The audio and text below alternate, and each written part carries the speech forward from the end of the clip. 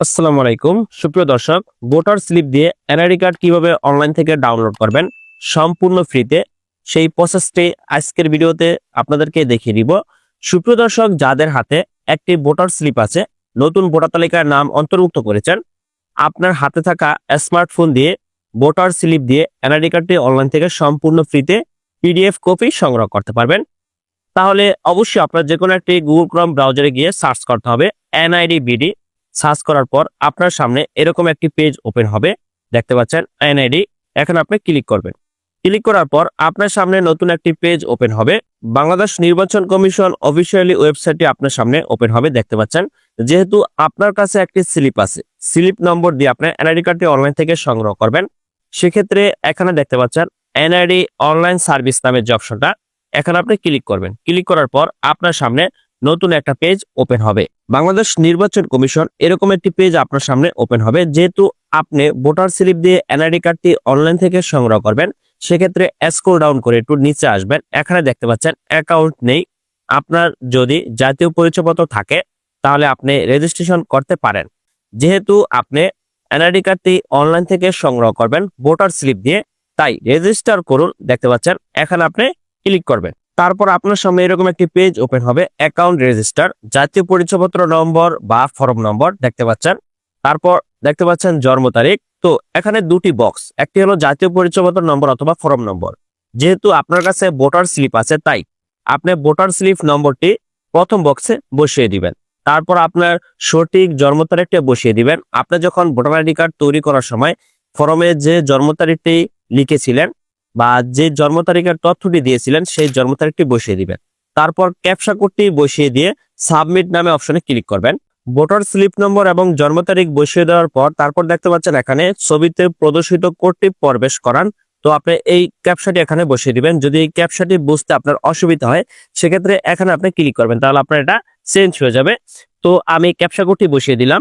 বসিয়ে দেওয়ার পর তারপর দেখতে পাচ্ছেন সাবমিট নামে যে অপশনটা, এখানে আপনার ক্লিক করতে হবে। ক্লিক করার পর আপনার সামনে নতুন একটি পেজ ওপেন হবে, দেখতে পাচ্ছেন অ্যাকাউন্ট রেজিস্টার।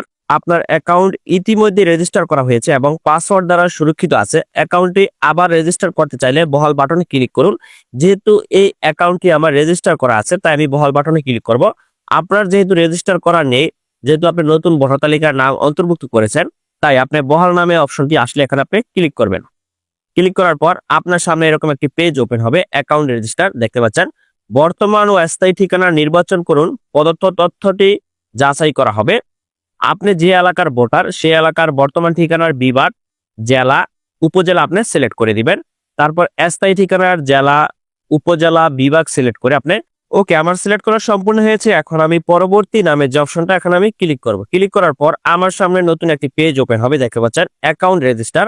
আপনি ভোটার তালিকার নাম অন্তর্ভুক্ত করার সময় যে মোবাইল নম্বরটি দিয়েছেন, সেই মোবাইল নম্বরটি এখানে দেখতে পাচ্ছেন আংশিক শো করছে। এখন এই নম্বরটি যদি আপনার কাছে থাকে বা আপনার মোবাইলে থাকে, সেক্ষেত্রে আপনি বার্তা পাঠান অপশনে ক্লিক করলে আপনার মোবাইল ফোনে একটি ওটিপি যাবে, সেই ওটিপিটি আপনি বসিয়ে দিবেন। এখন প্রশ্ন হলো, আপনার কাছে যদি এই মোবাইল নম্বরটি না থাকে, সেক্ষেত্রে মোবাইল পরিবর্তন নামে অপশনে ক্লিক করে নতুন একটি মোবাইল নম্বর বসিয়ে আপনি ওটিপি প্রেরণ করতে পারবেন।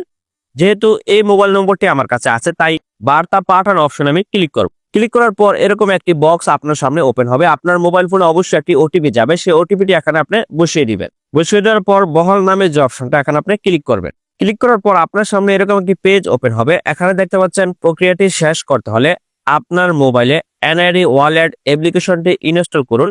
তারপর 2 নম্বরে দেখতে পাচ্ছেন কিউআর কোড স্ক্যান করে পরবর্তী ধাপ অনুসরণ করুন। 3 নম্বরে দেখতে পাচ্ছেন যাচাই প্রক্রিয়াটি শেষ হলে আপনাকে পরবর্তী ধাপে নিয়ে যাওয়া হবে।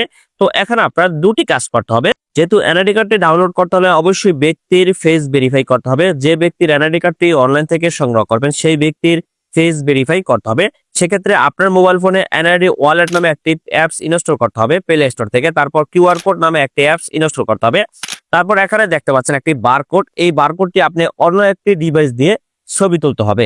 আমি বারকোডটি অন্য একটি ডিভাইসের ছবি তুলে নিলাম। এখন আমি চলে যাব এনআইডি ওয়ালেট নামে যে অ্যাপসটি আছে, সেখানে আমি এখন চলে যাব।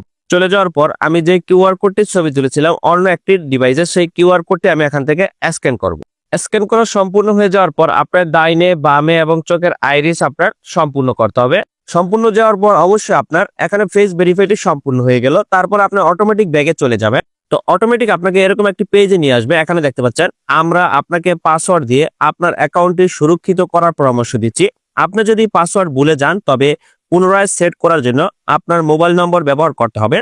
আপনি যদি কোনো পাসওয়ার্ড সেট না করেন তবে আপনার অ্যাকাউন্টে পুনরায় প্রবেশ করতে আপনার এই প্রক্রিয়াটি পুনরাবৃত্তি করতে হবে। তো এখানে আপনার ছবিটি শো করবে। তো আপনি চাইলে এখানে এই প্রোফাইলটি পাসওয়ার্ড দিয়ে সেট করতে পারবেন, অথবা আপনি এড়িয়ে যান বাটনে ক্লিক করুন। যেহেতু আমার এনআইডি পাসওয়ার্ডটি পূর্বে সেট করা আছে তাই আমি এড়িয়ে যান বাটনে ক্লিক করব। তারপর দেখতে পাবেন যে ব্যক্তির এনআইডি কার্ডটি আপনি সংগ্রহ করবেন অনলাইন থেকে তার ছবি, নাম, বাসা, গ্রাম, ঠিকানা এরকম একটি পেজ ওপেন হবে।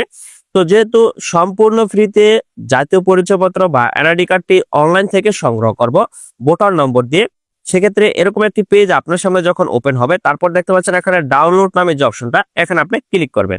ক্লিক করার পর আপনার সামনে জাতীয় পরিচয়পত্র বা এনআইডি কার্ডের পিডিএফ কপিটি ওপেন হবে। সুপ্রিয় দর্শক, এভাবে খুব সহজেই আপনার হাতে থাকা স্মার্টফোন দিয়ে ভোটার স্লিপ দিয়ে জাতীয় পরিচয়পত্র বা এনআইডি কার্ডটি অনলাইন থেকে সম্পূর্ণ ফ্রিতে ডাউনলোড করে নিতে পারবেন।